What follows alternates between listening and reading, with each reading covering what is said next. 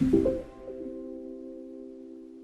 had a group of, there was five of us, one of which had gone through problems with their health before, and I was helping her in that, trying to be there, supportive, and it was really hard to see that.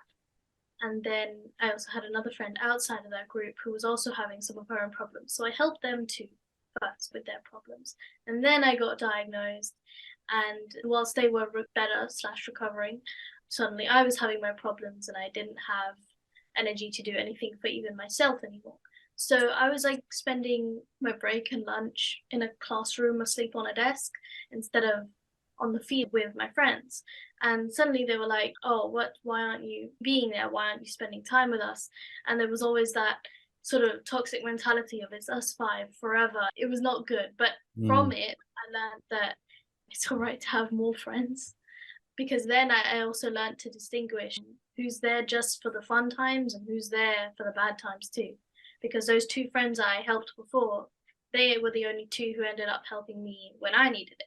So whilst the other three criticized, those two helped. And I suddenly saw that just having one friend to sit with me in a dark classroom whilst I sleep, we're not even talking, but Mm. them just being there, Being that's there. when I realized this is a friend, right? Someone who can support me. If I didn't support her first, I have no doubt she would have still supported me. So it was learning to find that kind of person. And Mm. granted, there were not many in that school.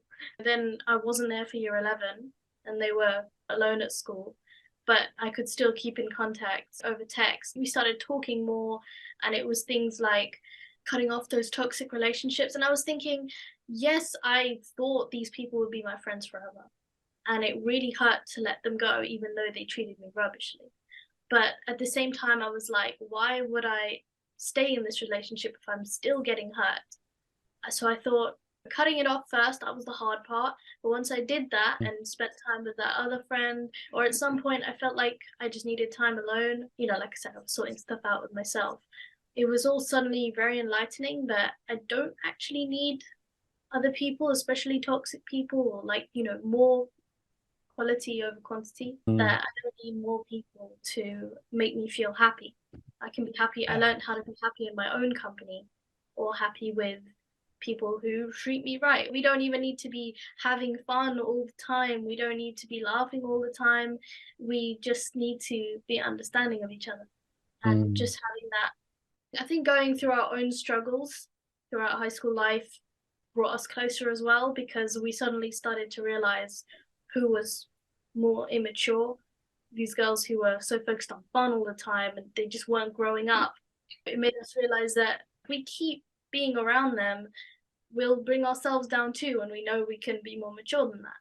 I'm glad I did that before I stopped going to that school, because after finding that out and then going to a new school, more mature people, I realized if I had stayed with those friends and then gone to the new school, I would have been so immature. I probably would have Mm. made all the mistakes again. And that's just sabotaging myself over the Yeah, course. it is. It's sometimes you just got to, as harsh as it sounds, get rid of the negativity in your life. Anything that's holding you back and draining your energy in a time where energy is so precious, you need to let it go.